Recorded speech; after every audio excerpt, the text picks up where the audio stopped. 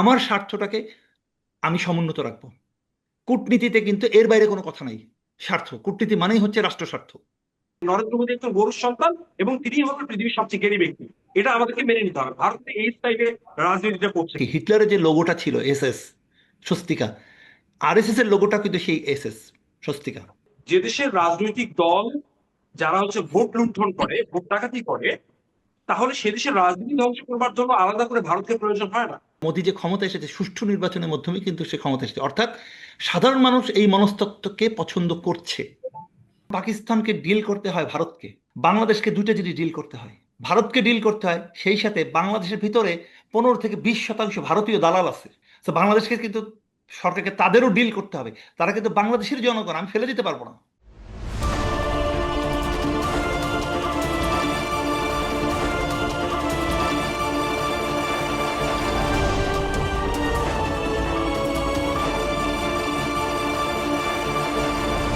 দর্শক, vision 24-এর talk show আলাপে আপনাদের স্বাগত জানাচ্ছি। আমি রনক হাসান। আজকে আমাদের বিষয় হলো চীনমুখী বাংলাদেশ, ভারতের দুশ্চিন্তা।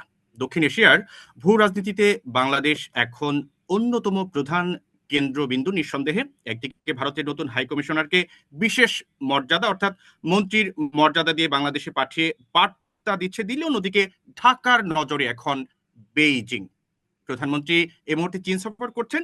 ভারতের সাথে ভিসা কূটনীতি পরাশক্তিদের এই সমীকরণে বাংলাদেশ কিভাবে আসলে ভারসাম্য রাখবে বা রাখছে, আজ আমরা কথা বলবো এই সার্বিক বিষয়গুলো নিয়ে। তার আগে আমি রনক হাসান আপনাদের স্বাগত জানাচ্ছি ভিশন 24-এর টক শো আলাপে। আমার সঙ্গে রয়েছেন ভিশন 24-এর প্রধান সম্পাদক গাজী সালাউদ্দিন মাহমুদ মিম, আছেন বিশেষ প্রতিনিধি আশরাফুল ইসলাম রানা। আমি শুরুতেই মিম ভাইয়ের কাছে যেতে চাই। মিম ভাই, আজকে একটা বড় খবর হচ্ছে, ভারত বাংলাদেশিদের জন্য কূটনৈতিক বাংলাদেশের জন্য পর্যটন ভিসা খুলে দিয়েছে এবং ভারতের যে হাই কমিশনার তিনি বলেছেন যে এটা একটা নতুন দিগন্ত, নতুন কিছু সূচনা করবে। তিনি বলেছেন বাংলাদেশের সঙ্গে সম্পর্ক উন্নয়নের জন্য ভারত মুখিয়ে আছে। তিনি রাষ্ট্রপতির কাছে গিয়ে তার পরিচয়পত্র পেশ করেছেন, তাকে সেখানে গার্ড অব অনার দেওয়া হয়েছে। এর পরপরই তিনি এই ঘোষণাগুলো দিয়েছেন। এখানে আপনি বিশেষ কিছু আসলে দেখছেন কিনা? আচ্ছা, অসংখ্য ধন্যবাদ রনক। আহ, বিশেষ কিছু তো অবশ্যই, কারণ বাংলাদেশ ভারত সম্পর্কের জায়গাটাই কিন্তু বিশেষ। আমাদের দক্ষিণ এশিয়ায় বাংলাদেশ কিন্তু চীন এবং ভারত দুই পাশে, এবং এই দুই পাশের মাঝখানে যে বাংলাদেশের অবস্থান, সেখানে কূটনৈতিক দিক দিয়ে বা ভূ রাজনৈতিক দিক দিয়ে বাংলাদেশের গুরুত্ব কিন্তু অপরিসীম। এবং ভারত কিন্তু সেই 1947 সাল থেকে এই বাংলাদেশ ভূমি, আগে পূর্ব পাকিস্তান ছিল, ভেরি মাচ কনসার্ন। কনসার্ন হওয়ার অনেক কারণ আছে। তার সেভেন সিস্টারের তোমার সিকিউরিটি এবং তাদের ইকোনমিক ডেভেলপমেন্ট বাংলাদেশের উপর নির্ভর করে। এবং তাদের মধ্যে একটা কিন্তু ভয় কাজ করতো সবসময়, একটা জুজুর ভয়। সেটা হচ্ছে বাংলাদেশ বোধ হয় ভারতের এই সিকিউরিটি থ্রেট কিংবা অর্থনৈতিক ডেভেলপমেন্টের থ্রেট। তাদের এই ভুলটা যে আহ, তাদের এই ভুল ধারণাটা তারা পুষে রেখে সেই ধারণাকে সমাধানের জন্য কিন্তু নানা ধরনের যে কূটনৈতিক তৎপরতা তারা চালানোর চেষ্টা করেছে, সেটা কিন্তু আসলে বাস্তবে ভালো হয় না। যেমন ধরেন, আমি বলি, এই যে গত 17 বছর আওয়ামী লীগকে তারা যেভাবে আস্থায় রেখেছে এবং আস্থায় রেখে বাংলাদেশের গণতন্ত্রকে হত্যা করেছে, এতে করে কিন্তু আলটিমেটলি কি হয়েছে, বাংলাদেশের জনগণের ভিতর ভারত ভীতি তৈরি হয়েছে বা ভারতের প্রতি ঘৃণা তৈরি হয়েছে। একটি আধুনিক বিশ্বে 2026 সালে বা গণতান্ত্রিক একটা ভারত একটি গণতান্ত্রিক দেশ, বাংলাদেশ একটি গণতান্ত্রিক দেশ। এই গণতান্ত্রিক দেশগুলোতে রাষ্ট্রনায়করা বা রাজনীতিবিদরা মাঝে মাঝে ভুলে যান যে জনগণ যদি আলটিমেটলি আস্থার বাইরে চলে যায়, তাহলে কোনো রাজনৈতিক দলকে আস্থার মধ্যে রেখে আলটিমেটলি লং রানে তাদের সেই কাঙ্ক্ষিত সুফল কিন্তু তারা পাবে না। এবং এই জিনিসটা কিন্তু আমলাতন্ত্রের থেকে রাজনীতিবিদরা ভালো বুঝতে পারেন, বিকজ রাজনীতিবিদরা কিন্তু মানুষদের নিয়ে ডিল করে।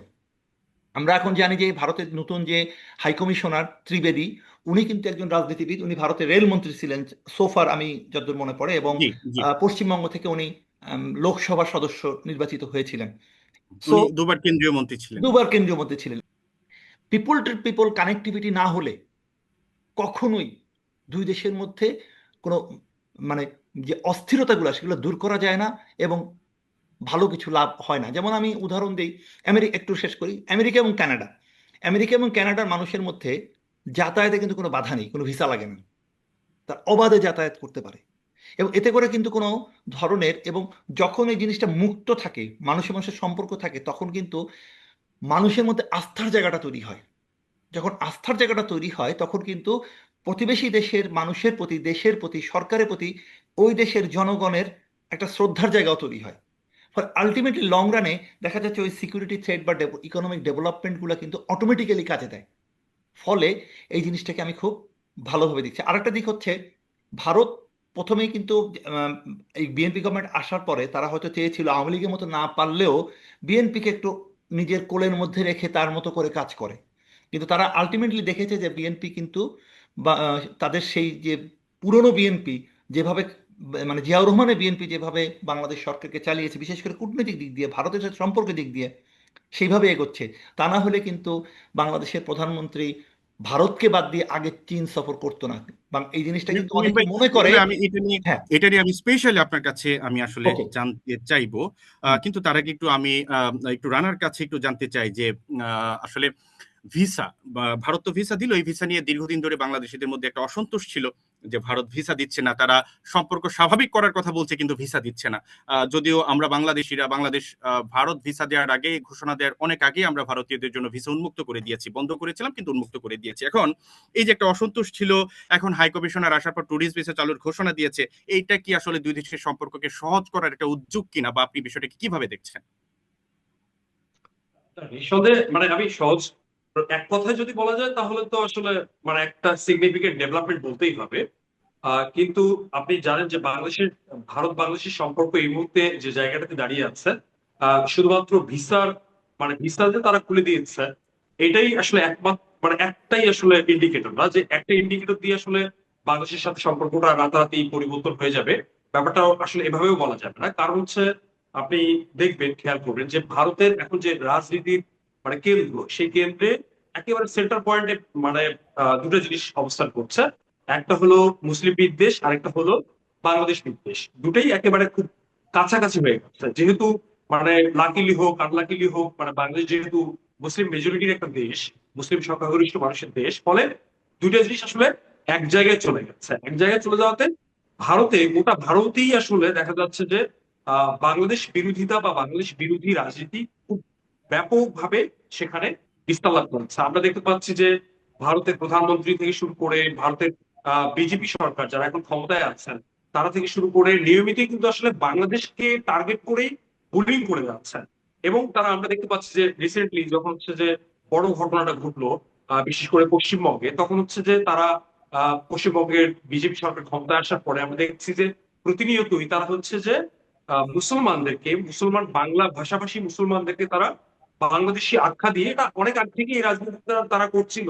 কিন্তু এখন তারা হচ্ছে দলে দলে মানুষকে এনে সীমান্তে জড়ো করছে, যেটা নিয়ে কিন্তু আমাদের সীমান্তরক্ষী বাহিনী বিজেপি এবং হচ্ছে যে ভারতীয় সীমান্তরক্ষী বাহিনী বিএসএফ একেবারে মুখোমুখি অবস্থানে দাঁড়িয়ে গেছে। আমরা নিয়মিতই দেখতে পাচ্ছি যে আমাদের বিজেপির কর্মকর্তারা তারা কঠোর ভাষায় কিন্তু বিএসএফ কে কথা বলছে। এই কথাগুলো কিন্তু এর আগে ব্যাপারটা ছিল না। এই ধরনের সামষ্টিক যে পরিস্থিতি, অর্থাৎ সীমান্তে আপনি দেখবেন যে আমাদের ভিসা দেওয়ার ব্যাপারটা কিন্তু, যেহেতু ভারত বাংলাদেশ সীমান্তটা মানে আমরা স্থলপথেই যাতায়াত করি, ফলে আমাদের যে বৈধ চ্যানেলগুলো খুলে দেওয়া হলো, কিন্তু যে আমাদের ইলিগেল চ্যানেল, আপনি দেখেন যে রাষ্ট্রের সর্বোচ্চ বাহিনীকে ব্যবহার করে তারা হচ্ছে যে, আমরা জানি না আসলে এই মানুষগুলো আসলেই প্রকৃত অর্থে বাংলাদেশি কিনা।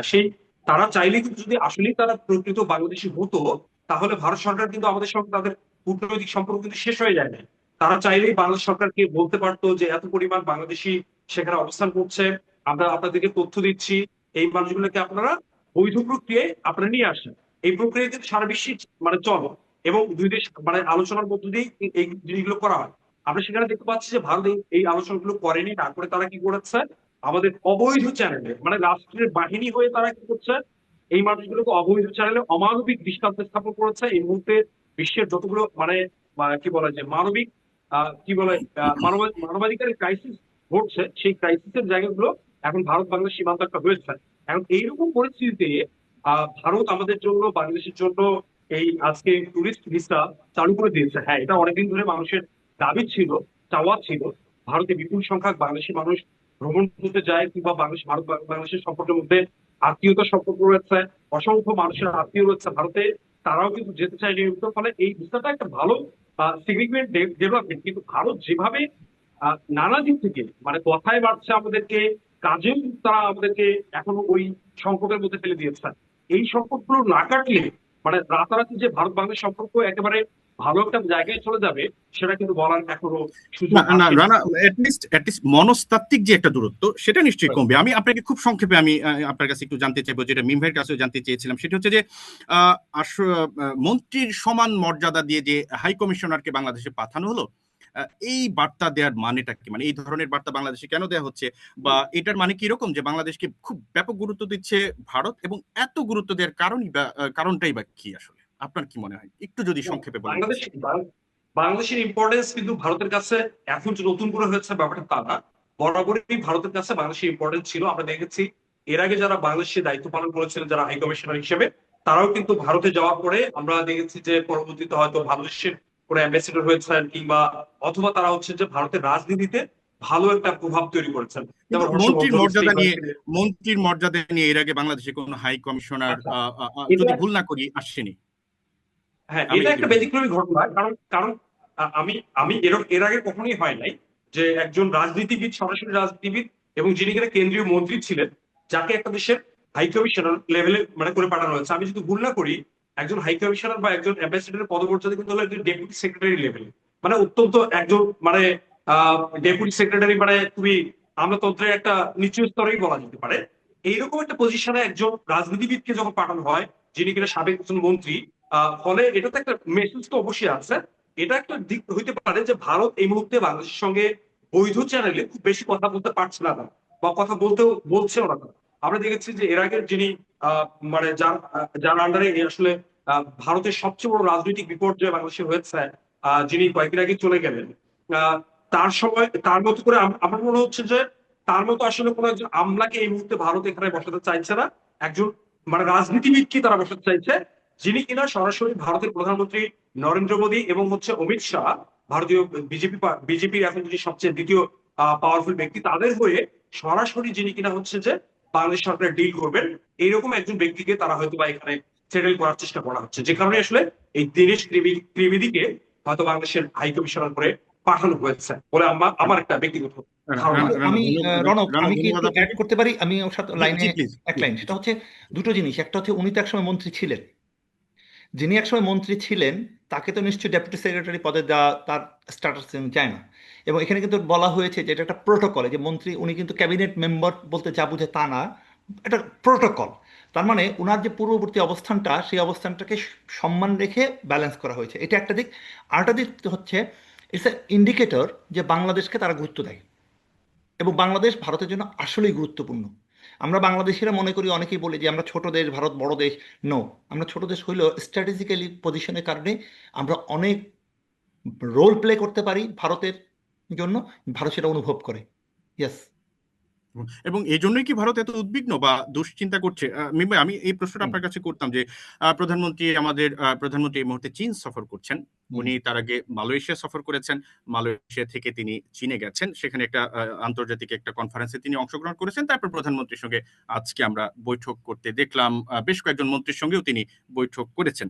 আমার প্রশ্ন হলো, প্রধানমন্ত্রী কেন মালয়েশিয়া প্রথম গেলেন, তারপর কেন চীন গেলেন? এবং এই ব্যালেন্সটা আসলে বাংলাদেশ কিভাবে করবে, বা বর্তমান সরকার কিভাবে করতে চাইছে? ভারত, চীন, আঞ্চলিক যে পরাশক্তিগুলো তাদের সঙ্গে কিভাবে ব্যালেন্স করবে, বা বৈশ্বিক পরাশক্তিগুলোর সঙ্গে বা কিভাবে আসলে বাংলাদেশ ব্যালেন্স করবে বলে আপনার মনে হচ্ছে? বাংলাদেশ ভারতের যে ডিলিং এর জায়গাটা, বাংলাদেশ যদি শুধুমাত্র ভারতের সাথে নতজানুভাবে ডিল করে, তাহলে ভারত যা খুশি তাই আমাদের কাছে চাইবে। যেমন ট্রানজিট আমরা বিনা পয়সায় দিয়ে দিছিলাম, এবং অনেক কিছু আমরা করেছিলাম। আমরা ইন্টারনেট ব্যান্ডউইথটা পর্যন্ত তাদেরকে দিয়ে দিছি। আমাদের উপর দিয়ে প্লেন যেত, সেই টাকাটা তারা নিত। এখন যখন আমি ভারতকে বুঝাই, দেখো ভারত, তুমি যদি আমার সাথে এরকম করো, আমি কিন্তু চীনের সাথে গাঁটছড়া বাঁধবো। বাংলাদেশ যদি ভারতকে ইঙ্গিত দিতে পারে যে তোমার উপরই আমার নির্ভরশীলতা, তা না, আমার কিন্তু পাশে চীন আছে, আমি চাইলে কিন্তু চীনের সাথে গাঁটছড়া বাঁধতে পারি, যেটা তোমার জন্য কিন্তু অনেক থ্রেট। এবং এই যে এইটাই হচ্ছে ব্যালেন্সের জায়গাটা। এবং জিয়াউর রহমান যখন ক্ষমতা, জিয়াউর রহমান কিন্তু প্রথম চীন সফর করেছিলেন। এবং কিন্তু তখন থেকেই আমাদের প্রধানমন্ত্রী মালয়েশিয়া প্রথম গেলেন কেন? মালয়েশিয়াতে তার একটা মানে রুটিন সফর ছিল। এটা কিন্তু একটা ইন্ডিকেটর যে ভারত সরাসরি চীনে না দিয়ে আচ্ছা মালয়েশিয়া হয়ে আমি চীনে গেলাম, একটু মানে ওই ব্যালেন্স করা। ব্যালেন্স ঠিক না একটু ই। কিন্তু আলটিমেটলি তো সে ভারতে আগে যায় নাই। যেমন শেখ হাসিনা যখন ক্ষমতায় আসে 2009 সালের 29 ডিসেম্বরের মধ্য দিয়ে, তারপরে কিন্তু সে প্রথম সফর করেছিল ভারতে। আমি সেই সফর কিন্তু কাভার করেছিলাম, এবং যে সফরে কিন্তু সে ট্রানজিট দিতে সম্মত হয়েছিল। সো বাংলাদেশের সরকার প্রধানের ভারত প্রথম সফর কোথায় হবে এটার কিন্তু একটা ইন্ডিকেশন আছে। নিশ্চয়ই। এবং আজকে চায়নার সাথে এবং বাংলাদেশকে মালয়েশিয়া এবং চায়না যে মর্যাদা দিয়েছে বাংলাদেশের প্রাইম মিনিস্টারকে, এইটা কিন্তু ভারত খেয়াল করছে, যে অর্থাৎ তারাও বাংলাদেশের গুরুত্বের সাথে কাছে রাখতে চাইছে। ফলে ভারত কিন্তু এখন একটু হবে যে না, আমরা যা খুশি তাই কিন্তু বাংলাদেশের কাছ থেকে এখন চাবো না, আমাদের একটু ছাড় দিতে হবে। কারণ কূটনীতি তো ভাই গিভ অ্যান্ড টেক, এটা কম্পারেটিভ অ্যাডভান্টেজ। আমি ছাড় দিব, তার ট্রানজিট দরকার, আমি কিন্তু ট্রানজিটের বিপক্ষে না, কিন্তু আমার কথা হলো তুমি ট্রানজিট যদি নাও, সেই ট্রানজিটের জন্য আমার যে পাওনাটা তুমি সেটা আমাকে দাও। আর এটা এখানে তো ভারত ফলত আমাদের হওয়া কাছে উচিত। যেটা চায় এটা মূলত কিন্তু ট্রানজিট না, এটা করিডোর। এই জন্য আমার কাছে মনে হয় বিষয়টা খুব সিগনিফিকেন্ট। হুম। নিঃসন্দেহে। কিন্তু এর এই পিছনে জায়গাতে কি আমার হ্যাঁ, প্লিজ। না এই জায়গাতে আমার কিছু অবজারভেশন আছে। কিন্তু ভারত এই মুহূর্তে, ভারতের যে 2014 সালের পর বিজেপি ক্ষমতায় আসার পরে তারা যে ধরনের মানে হচ্ছে ডিপ্লোমেসি নিয়ে আগাচ্ছে, সেটা আসলে কতটুকু রিয়েলিস্টিক, মানে তাদের দেশের স্বার্থ এবং বিদেশি রাষ্ট্রগুলোর স্বার্থকে প্রায়োরিটি দিয়ে করা হচ্ছে, সেটা নিয়ে কিন্তু বড় ধরনের প্রশ্ন রয়েছে। ভারত কিন্তু দেখবেন তাদের হচ্ছে যে আহ প্রতিবেশী যতগুলো দেশের সঙ্গে সংকট রয়েছে, কারোর সাথে এমনকি সুসম্পর্ক না। বৈশ্বিকভাবে কারোর সাথে সম্পর্ক কিন্তু ভালো না, বরং এটা যে মানে রিকভারি করার চেষ্টা করছে ভারত, ব্যাপারটা কিন্তু তাও না। এমন এমন কিন্তু দৃষ্টান্ত আমরা দেখিনি। ধরুন হচ্ছে নেপালের সাথে সমস্যা হচ্ছে, সম্পর্কটা কিন্তু ওইরকম ফ্রিজ অবস্থায় রয়ে গেছে। তারপরে শ্রীলঙ্কার সাথে হয়েছে, ফ্রিজ অবস্থায় রয়ে গেছে। দ্যাট মিনস ভারতের এই মুহূর্তে সরকারি দলের যে মানে তাদের যে অভ্যন্তরীণ ডিপ্লোমেসিটা এরকম। আমি যেটা ভাবতেছি সেটাই হতে হবে এখন। সেইটা করার জন্য আমার হচ্ছে পছন্দের লোককেই সেখানেই আনতে হবে। মানে ব্যাপারটা আপনি ধরেন হচ্ছে যে শ্রীলঙ্কায় সরকার পরিবর্তন হচ্ছে, নতুন সরকারের সঙ্গে যে তারা হচ্ছে নতুন করে সম্পর্ক তৈরি করবে, ব্যাপারটা কিন্তু তা না। ব্যাপারটা কিন্তু এরকম না হয় না। কিন্তু বাবা নেপালে বাবা কিন্তু ব্যাপারটা এরকম হয় না। রানা, আমি এখানে একটু যোগ করতে চাই, সেটি হচ্ছে যে কিন্তু বাংলাদেশের ক্ষেত্রে কিন্তু এরকমটি হয়নি। না, বাংলাদেশের যে বর্তমান যে বাস্তবতা, সেই বাস্তবতা স্বীকার করেই কিন্তু এখন ভারত বাংলাদেশের সঙ্গে সম্পর্ক করার জন্য এত আগ্রহী হয়ে উঠেছে, বা এত দুশ্চিন্তাগ্রস্ত আমরা বাংলাদেশকে দেখি। একটু বাংলাদেশের বাস্তবতা, বর্তমান বাস্তবতা কিন্তু ভারত মেনে নিয়েছে। এইখানে একটা বলি, আমি রানার কথা যোগ করি, রানার কথা শতভাগ সঠিক। আজকে রণক যেটা বললো সেটা হচ্ছে ভারত বাধ্য হয়েছে, কিন্তু একদম। ভারতের মনস্তত্ত্ব হচ্ছে রানা যেটা বলছে সেটা। কিন্তু ভারতের কিন্তু মনস্তত্ত্ব আমার কাছে মনে হচ্ছে যে মানে ভারত যে আজকে ভিসা খুলে দিয়েছে, আপনারা মানে দেখেন কতটুকু মানুষ ভিসা পায়, দেখবেন যে হয়তো হ্যাঁ, ভিসা পাচ্ছে না। এটা একটা রেস্ট্রিকশন, এটা একটা রেস্ট্রিকশন। দ্যাট মিনস মানে তারা তারা দেখাবে মানে যে আমরা খুলে উদ্যোগ দিচ্ছি, দেখাবে। কিন্তু তোমরা তোমাদের যোগ্যতা নাই পাওয়ার, এইভাবে কিছু জিনিস। হ্যাঁ, আরেকটা জিনিস আমি আমি আরেকটা জিনিস অ্যাড করি রানা এবং রণক, সেটা হচ্ছে বৈশ্বিক রাজনীতিতে ভারত কিন্তু এখন কোণঠাসা। কারণ ভারতের যে ডিপ্লোমেসিটা, যে রানা যেটা বললো, এটা কিন্তু আলটিমেটলি লং রানে ফল দেয় না। ভারত গত 15-20 বছর বাংলাদেশের উপর ছড়ি ঘোরাতে পেরেছে কারণ আমেরিকা ভারতের কাছে বাংলাদেশকে লিজ দিছিল, নিশ্চয়ই। যে ভারত তুমি বাংলাদেশকে দেখে শুনে রাখো। আজকে বিশ্ব রাজনীতি প্রেক্ষাপট চেঞ্জ, এবং ইরান যুদ্ধের পরে কিন্তু সেটা আরো চেঞ্জ। এবং এখন কিন্তু আমেরিকা কিন্তু ভারতের চোখ দিয়ে বাংলাদেশকে দেখছে না এখন আর, এখন আমেরিকা সরাসরি তার নিজের চোখ দিয়ে বাংলাদেশকে দেখছে। এবং ইরান যুদ্ধের ফলশ্রুতিতে কদিন আগে কিন্তু ট্রাম্প চীন সফর করেছে। ফলে ওই চীনকে ব্যালেন্স করার জন্য ভারতের যে প্রয়োজনীয়তা আমেরিকার কাছে সেটাও কিন্তু এখন কমতির দিকে। যে কারণে কিন্তু ভারত এখন চাইছে ইসরায়েলের সাথে সম্পর্ক ভালো করে থ্রু ইসরায়েল আমেরিকার সঙ্গে আরেকটা গুড সম্পর্ক তৈরি করতে। কিন্তু আলটিমেটলি কিন্তু সেটা হবে না, কারণ ভারতের যে ডিপ্লোমেসির যে স্টাইল, সেটা আসলে কিন্তু লং রানে সাস্টেন করে না, সেটা আমরা দেখছি। এবং এবং সেটা তারা ভালো করেই জানে, কিন্তু তারপরেও তারা করবে না। কারণ হচ্ছে তাদের হচ্ছে এখন এই মুহূর্তে হচ্ছে যে পলিটিক্যাল স্ট্যান্ডটাই হলো এক ধরনের উগ্র ব্রাহ্মণ্যবাদী রাজনীতি। এবং এই ব্রাহ্মণ্যবাদের তারা হচ্ছে এক ধরনের অহমিকায় ভুগছে। ফলে এই স্টাইল তারা এই মুহূর্তে ধরুন হচ্ছে কথার কথা যে জার্মানি পাওয়ার ফুটবল খেলে, যে পাওয়ার ফুটবল খেলে যদি জার্মানি হারতে থাকেও তবু জার্মানি তার খেলার স্টাইল চেঞ্জ করবে না, কারণ জার্মানি ওইটাই তার আভিজাত্য মনে করে। বিষয়টা ভারতের ক্ষেত্রে এখন এরকম অবস্থা দাঁড়িয়ে গেছে যে ভারত কিন্তু ধরুন হচ্ছে যে আমরা যতটুকু জানি যে তারা বলেছিল যে পাকিস্তানকে বিশ্ব থেকে তারা বিচ্ছিন্ন করে ফেলবে ডিপ্লোম্যাটিক ভাবে, কিন্তু আমরা দেখেছি কি উল্টার পরে কিন্তু হয়েছে উল্টার। এখন আমরা দেখতে পাচ্ছি যে উঠতে বসতেই ভারত কিন্তু সারা বিশ্বের কাছে এক ধরনের গঞ্জনার শিকার হচ্ছে সারা বিশ্বে। আপনি দেখেন নরেন্দ্র মোদী পাওয়ারে আসার পরে ভারত কোথায় মার খায়নি, মানে আপনার হচ্ছে যে আইডিওলজিক্যালি মার খায়নি। সাউথ আফ্রিকা হয়েছে, মানে আফ্রিকার দেশগুলোতে হয়েছে, ইথিওপিয়ায় হয়েছে, আপনার সাউথ এশিয়া আমাদের মানে তার প্রতিবেশী এমন কোন দেশ নেই যার সাথে ভারতের সম্পর্ক রয়েছে। আপনি দেখেন ইরানের সাথে তার একটা সম্পর্ক ছিল বাণিজ্যিক সম্পর্ক, সেই সম্পর্কের ক্ষেত্রে তারা কিন্তু মার খেয়েছে ইসরায়েলের সাথে সম্পর্ক তৈরি করতে গিয়ে। তারপরে আমেরিকার প্রেসিডেন্ট ডোনাল্ড ট্রাম্পের মতো একজন পাগল ব্যক্তি যিনি কিনা হচ্ছে যে নিজেই 24 ঘন্টা হচ্ছে উল্টাপাল্টা কথা বলেন, কিন্তু ভারতের ক্ষেত্রে ডিসকাশনে আসলে তিনি কিন্তু হচ্ছেন টন্টনা বুদ্ধি হয়ে যান। তিনি কিন্তু নরেন্দ্র মোদীকে প্রায়শই মানে দূর ধরে দিচ্ছেন। তার মানে ব্যাপারটা দাঁড়াচ্ছে শুধুমাত্র এক্সেপ্ট ইসরায়েল, মানে গোটা বিশ্বে এই মুহূর্তে ভারতের যে মানে বন্ধু প্রতীক যাকে বলা যায়, খুব ক্লোজ বন্ধু, এরকম কিন্তু দেশ আর বিশ্বে কিন্তু নেই বললেই চল। এমনকি রাশিয়াকেও আমরা ওইভাবে দেখতে পাচ্ছি না যে হচ্ছে ইন্ডিয়ার একেবারে ওইভাবে পাশে দাঁড়াচ্ছে। কারণ এটা মানে ওর একমাত্র এটার একটা কারণ হচ্ছে যে ওর ইন্টারনাল পলিটিক্স, ও ইন্টারনাল পলিটিক্স যেটা মনে করছে যে মানে আপনি চিন্তা করেন যে পৃথিবীতে আইডিওলজিক্যালি এখন দুটো দেশ একইভাবে কাছাকাছি।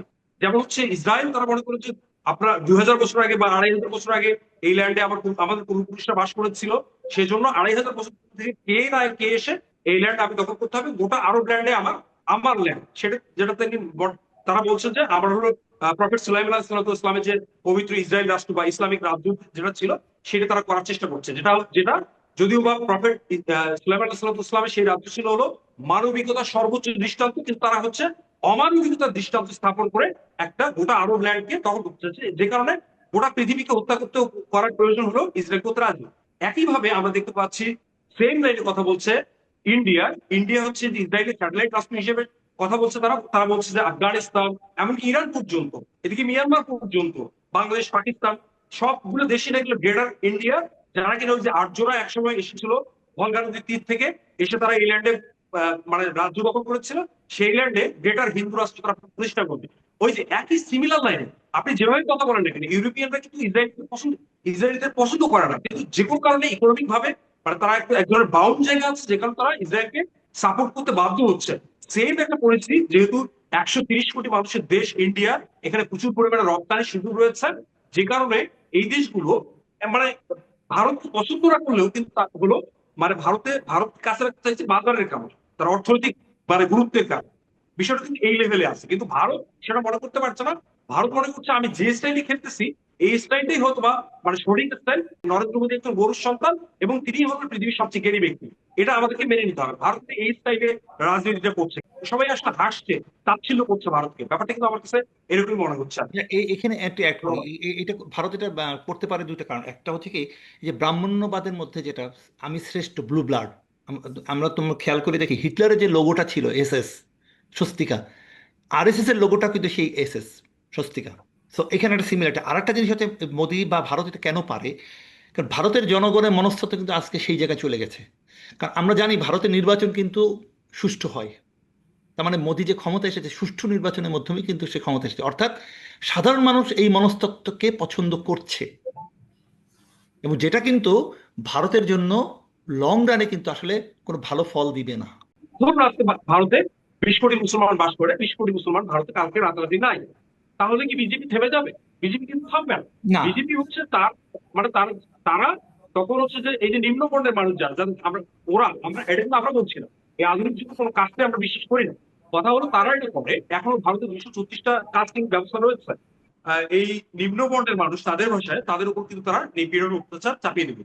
কিন্তু দুর্ভাগ্যজনক ভাবে দেখা যাচ্ছে ভারতে মীর ভাই যে কথাটা বলছিলেন যে তাদের রাজনীতিটা এখন সাধারণ জনগণের মধ্যেই কিন্তু হচ্ছে যে ব্যাপক বেশি পরিমাণে সমর্থন পাচ্ছে। আপনি কিন্তু দেখেন, খেয়াল করেন যে এই সাধারণ নিম্নবর্ণের মানুষ যারা, তারা কিন্তু হচ্ছে যে এই বিজেপিকে, ব্রাহ্মণ্যবাদী রাজনীতিকে ব্যাপক মাত্রায় সমর্থন করছে। যার একটা বড় উদাহরণ হলো এই যে ময়ূর রঞ্জন ঘোষ, যিনি কিন্তু একজন হচ্ছে তফসিলি বা নিম্নবর্ণের সম্প্রদায়ের মানুষ। তিনি হচ্ছে যে বিজেপি ব্রাহ্মণ্যবাদী রাজনীতিকে কিভাবে প্রমোট করছেন, এটা কিন্তু একটা স্ট্রেংথ বা হলো সবচেয়ে আশ্চর্যজনক ব্যাপার। ধন্যবাদ সাহেব, ধন্যবাদ। রানা, অনেক ধন্যবাদ আপনাকে। মিম ভাই, আমি আসলে আপনার কাছে এখন যেটা জানতে চাই সেটা হচ্ছে, আমাদের মাননীয় প্রধানমন্ত্রী এই মুহূর্তে চীন সফর করছেন। সবার দৃষ্টি কিন্তু তিস্তার দিকে, যে হুম। তিস্তা নিয়ে কিছু কি হলো, তিস্তা নিয়ে কি কিছু হবে, এরকম একটা। আমি আজকে যে কয়েকজনের সঙ্গে কথা বলেছি, তিস্তা নিয়ে সবার আগ্রহ আমি দেখেছি। তিস্তা নিয়ে কি কিছু হবে মিম ভাই? It's a very good question. এটা তিস্তা নিয়ে তো, এই যে আজকে তিস্তার নিয়ে যে আলোচনার জায়গাটা, এটা কেন তৈরি হয়েছে? এটা কিন্তু ভারতের ডিপ্লোমেসি কারণে তৈরি হয়েছে, তাই না? এই যে ফারাক্কা যে বাঁধটা দেওয়া হয়েছে, ফারাক্কা বাঁধটা ভারত যখন দেয় তখন ভারত কিন্তু বলেছিল আমরা পরীক্ষামূলকভাবে 7 দিনের জন্য দিতে চাই। সেই 7 দিন কিন্তু এখনো শেষ হয়নি, এবং এর প্রভাবে বাংলাদেশে কিন্তু মরুভূমির মতো অবস্থা হয়ে গেছে। এবং তিস্তা, আমরা জানি যে তিস্তার পানি চুক্তি নিয়ে কিন্তু আমরা বহুতবার অনেক চেষ্টা করেছি ভারতের সাথে ডিল করার জন্য। ভারত কিন্তু একতরফাভাবে এখানে তাদের অবস্থান অনড় রেখেছে। এবং সামনে কিন্তু আমরা জানি যে গঙ্গা চুক্তির মেয়াদ কিন্তু ডিসেম্বরে শেষ হয়ে যাচ্ছে, একদম। এবং ডিসেম্বরে শেষ হওয়ার পরে নতুন করে গঙ্গা চুক্তি হবে কিনা সেটা একটা বিষয়। এখন যদি ভারত কোনোভাবে বাংলাদেশকে ছাড় না দেয়, তাহলে আলটিমেটলি বাংলাদেশে কিন্তু তিস্তা ব্যারেজ যেটা, চায়নার সাথে যে ডিলটা, সেটা যেতে হবে। এবং আমার মনে হয় আলটিমেটলি সেটা হবে, এবং কারণ মিম ভারতের, ভাই, বাংলাদেশ কিন্তু ইতিমধ্যে বলে রেখেছে যে ভারত হোক বা অন্য কোনো দেশ হোক, এই তিস্তা প্রকল্প আমাদের করতে হবে, প্রয়োজনে আমরা নিজেদের অর্থায়নে এই প্রকল্প আমরা বাস্তবায়ন করব। হ্যাঁ, এটা বাংলাদেশ কিন্তু বলেছে। কারণ এখন কথা হচ্ছে যে চায়না যদি এখানে অর্থায়ন করে, চীন, এটা ইন্ডিয়া কিন্তু মোটেও ভালোভাবে নিবে না, কারণ চায়নার ফুটপ্রিন্ট কিন্তু এখানে তারা কোনোভাবেই চায় না, কখনোই তারা সেটা চায় না, চাইবে না। ফলে এইখানে বাংলাদেশে কিন্তু এই জায়গাটাকে ডিল করা কিন্তু সবচেয়ে চ্যালেঞ্জিং জায়গা। এখন দেখা যাক বিএনপি সরকার কি করে। নিজেদের, বাংলাদেশ যদি নিজেদের পয়সাও করে, তিস্তা ব্যারেজ বাংলাদেশকে করতে হবে, তিস্তা প্রকল্পটা বাস্তবায়ন করতে হবে, কারণ এটা বাংলাদেশের এখন মানে বাঁচা মরার জায়গায় চলে গেছে। তিস্তার ব্যাপারটা হচ্ছে যে এই মুহূর্তে প্রাইম মিনিস্টার চায়না সফর করলো, তিস্তার প্রকল্পের যে মহাপরিকল্পনা বাস্তবায়ন করা হবে, এইটা কিন্তু আমাদের যে প্রাইম মিনিস্টারের আলোচ্য সূচি, সেই সূচির মধ্যে কিন্তু রাখা হয়নি। এটাও একটা হয়তো ডিপ্লোম্যাটিক কারণ, কিন্তু ঢাকার যে কূটনৈতিক সূত্রগুলো আমরা যতটুকু জানতে পারছি, তারা বলছে যে এটা আলোচ্য সূচিতে না থাকলেও প্রেসিডেন্ট শি জিনপিং এর সঙ্গে আলোচনায় এই ইস্যুটাই বড় করে দেখা দেবে। কারণ হচ্ছে এই তিস্তা নদী, এই প্রকল্পটা, এই বাঁধটা নির্মাণ করলে বাংলাদেশে এক ধরনের গলার কাটার মতো পড়ে গেছে। আমরা এই প্রকল্পটা শুধু বাস্তবায়ন করলে হবে না, কারণ উজান থেকে, আপস্ট্রিম থেকে, ইন্ডিয়ার পার্ট থেকে পানি আসতে হবে। তাহলে না, পানি না আসলে কিন্তু আমরা একটা বিপজ্জনক পজিশনে পড়ে যাবো। দ্বিতীয়ত, এই তিস্তা প্রকল্পের সঙ্গে আমার হচ্ছে যে চীনেরও একটা এখন একটা এক ধরনের এরকম বাঁধেরই প্রকল্প দাঁড়িয়ে গেছে। কারণ তিস্তাটা যদি সরাসরি হচ্ছে যে আমাদের এই যমুনা নদীর প্রকল্প বা ব্রহ্মপুত্রের চ্যানেল না, তারপর হচ্ছে যে উজানে আপস্ট্রিমে ব্রহ্মপুত্র, আমাদের দেশে যেটা ব্রহ্মপুত্র কিংবা যমুনা, সেটার আপস্ট্রিমে চায়নার অংশে তিব্বতে চায়না কিন্তু হচ্ছে যে বিশ্বের সবচেয়ে বড় লার্জেস্ট হলো বাঁধ নির্মাণ করছে, যেটা কিন্তু ইম্প্যাক্ট বাংলাদেশে পড়বে। সুতরাং এই দুটো জায়গাতে বাংলাদেশের এখন একটা মানে বড় একটা সংকটের জায়গা দাঁড়িয়ে গেছে, যে অন্তত আমরা আমরা মনে করি যে চীনের অর্থায়নে হোক কিংবা ভারতের অর্থায়নে এই মুহূর্তে আর সুযোগ নেই, অথবা নিজস্ব অর্থায়নই হোক, মানে এটা এই প্রকল্পটা করতে হবে, উত্তরাঞ্চলকে বাঁচাতে হবে। কারণ উত্তরাঞ্চলের সকল নদী, তিস্তাকে উপজীব্য করে যেসব শাখা নদী রয়েছে, আমরা শুধু তিস্তার কথাই বলি, কিন্তু তিস্তাকে লিঙ্কেজ করে যেসব নদী রয়েছে সবগুলো কিন্তু ডেথ হয়ে গেছে।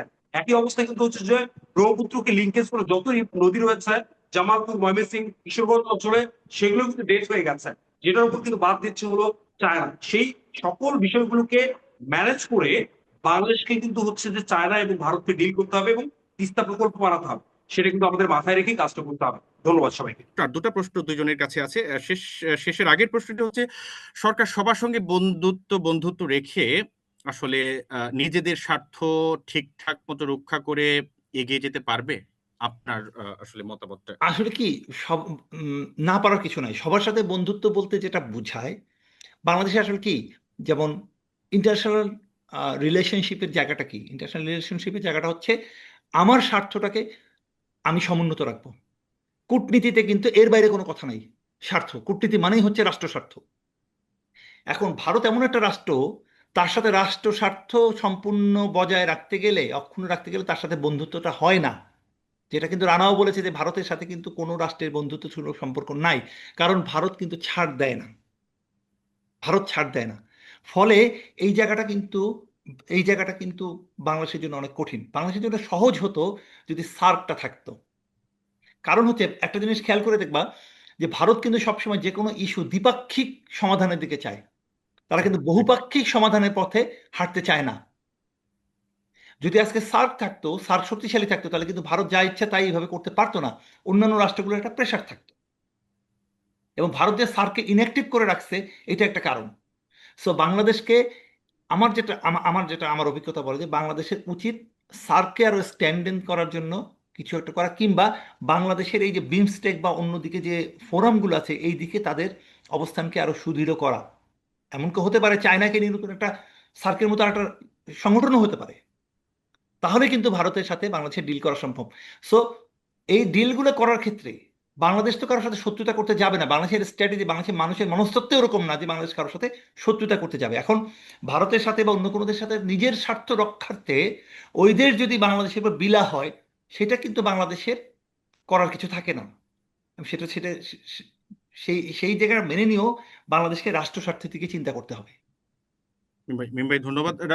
রানা, আমি আমি আপনার কাছে জানতে চাই, বাংলাদেশ যদি কোনোভাবে আসলে এই ব্যালেন্সটা করতে না পারে, বাংলাদেশ যদি চীনের দিকে বেশি ঝুঁকে যায়, সেটা অর্থনৈতিক কারণে হোক, বিনিয়োগের কারণে হোক, কর্মসংস্থানের জন্য হোক, নানা কারণে হোক, যদি চীনের দিকে বেশি ঝুঁকে যায়, তখন ভারত কি কি করতে পারে বলে আপনার ধারণা বা আপনি মনে করেন? ভারত, আমরা চায়নার দিকে বেশি ঝুঁকে যাই বা না যাই, ভারত আসলে তার যে পলিটিক্যাল এখনকার তার যে বাস্তবতা সেই জায়গা থেকে ভারত এই মুহূর্তে খুব বেশি ছাড় দেবে না, সেই জায়গাতেই তারা থাকবে। আমরা যতটাই ভারতের সাথে সম্পর্ক স্থাপন করি না কেন, ভারতের সাথে এই মুহূর্তে আমাদের যে ধরনের সম্পর্কগুলো আছে, যেমন হচ্ছে পশ্চিম সীমান্তে, এই জিনিসটা কিন্তু বন্ধ হবে না। আপনি কিন্তু জানেন যে শেখ হাসিনা যখন ক্ষমতায় ছিলেন, মানে শেখ হাসিনাকে ভারতের সবচেয়ে অনুগত সরকার মনে করা হয়, তখনই কিন্তু এই সংকটগুলো, তখনই হচ্ছে বাংলাদেশিদেরকে মুরগির বিষ্ঠা বা বাংলাদেশিদেরকে নানা ধরনের উপাধি আখ্যান কিন্তু হচ্ছে যে এই শেখ হাসিনা ক্ষমতায় থাকতেই কিন্তু করা হয়েছিল। এবং সে সময় কিন্তু এনআরসি করে বাংলাদেশিদেরকে খেলানো হবে। আসামে 19 লক্ষ মানুষকে বাংলাদেশে আখ্যা দিয়ে রাখা হয়েছে। পশ্চিমবঙ্গে 92 লক্ষ মানুষের ভোটাধিকার কেড়ে নেওয়া হচ্ছে। তাদেরকে বলা হচ্ছে যে সবগুলো বাংলাদেশি তাদেরকে পাঠিয়ে দেওয়া হবে। এই জিনিসগুলো, এই প্লটগুলো কিন্তু শেখ হাসিনার আমলে হয়েছিল। দ্যাট মিনস ভারতের অনুগত সরকার থাকলেও যে আমরা, ভারত আমাদের ব্যাপারে যে খুব মনোভাব দ্রুত পরিবর্তন করবে, বা ভারতের যেটা মিম ভাই বলেছেন কানাডা আমেরিকার অবস্থা যে হয়ে যাবে, ব্যাপারটা কিন্তু তা না। কানাডা আমেরিকার অবস্থা কিন্তু মিম ভাই ওই উদাহরণটা দিয়েছেন, কিন্তু সেই আমেরিকাতে কিন্তু আরেকটা রাষ্ট্রের কিন্তু উদাহরণ আছে, আমেরিকা এবং মেক্সিকো। আমরা দেখেছি ডোনাল্ড ট্রাম্প একদিন কন্ডিশন না, কানাডা এবং আমেরিকার কন্ডিশন যেরকম না, মেক্সিকো আমেরিকা সীমান্তে কিন্তু দেয়াল তোলা হয়েছে মেক্সিকানদেরকে। এইভাবেই আমেরিকা যেভাবে আজকে মানে ইন্ডিয়া আমাদেরকে যেভাবে ইয়ে করছে, সেম ভাবে কিন্তু আমেরিকাও মেক্সিকানদের এভাবে ট্রিট করে। বিষয়টা কিন্তু এই লেভেল।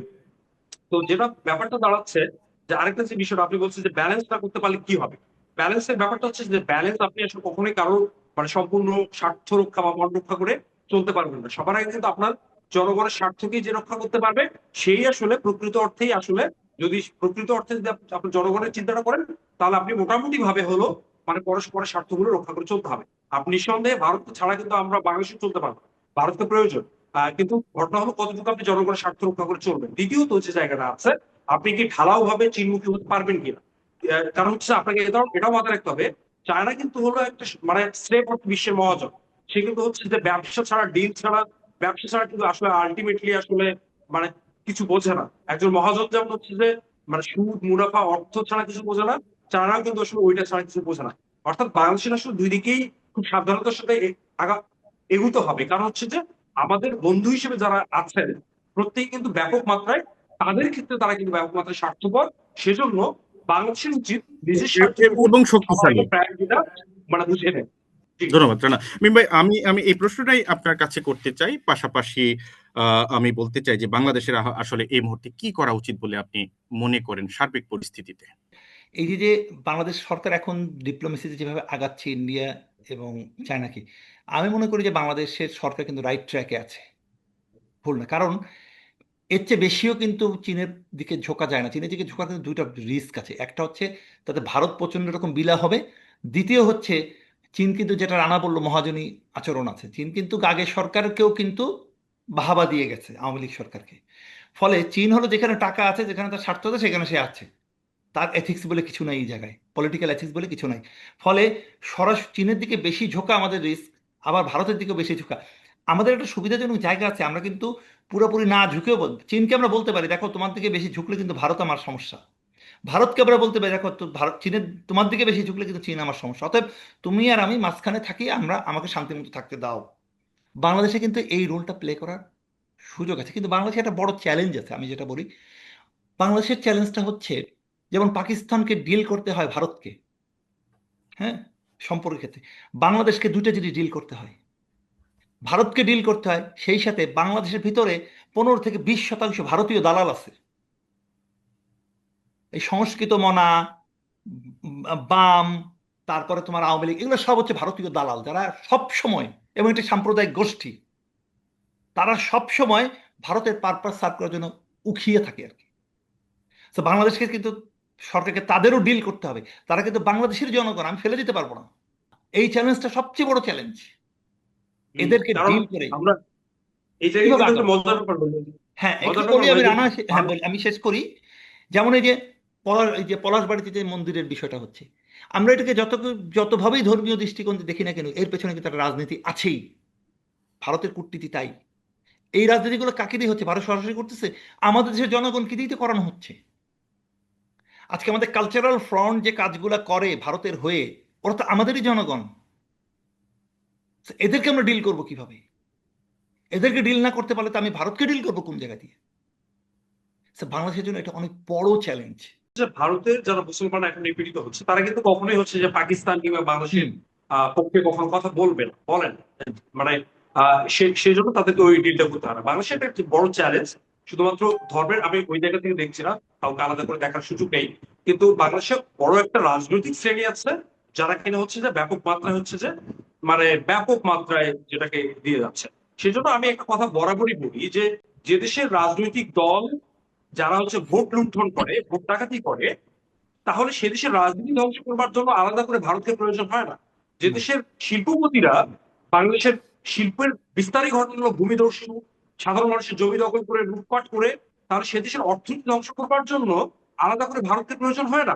যে দেশের হচ্ছে যে কি বলে বুদ্ধিজীবীরা, মানে বা কি বলে শিল্প সংস্কৃতির মানুষরা মানে দেদারসে হলো বৈদেশিক কালচার দিকে ঝুঁকে পড়ে, বা ওইটাকে হলো মানে নিজস্ব কৃষ্টি কালচার মনে করে, সেখানে আমাদের কৃষ্টি কালচার সংস্কৃতি ধ্বংস করবার জন্য আলাদা করে ভারতকে দরকার হয় না। রানা, আপনাকে অসংখ্য ধন্যবাদ। দর্শক, আমরা শেষ করতে চাই ভিশন 24 এর নিয়মিত টক শো আলাপ। আমাদের আজকের বিষয় ছিল চীনমুখী বাংলাদেশ, দুশ্চিন্তায় ভারত। আমাদের সঙ্গে ছিলেন ভিশন 24 এর প্রধান সম্পাদক গাজী সালাউদ্দিন মাহমুদ মিম এবং ছিলেন বিশেষ প্রতিনিধি আশরাফুল ইসলাম রানা। ধন্যবাদ সবাইকে।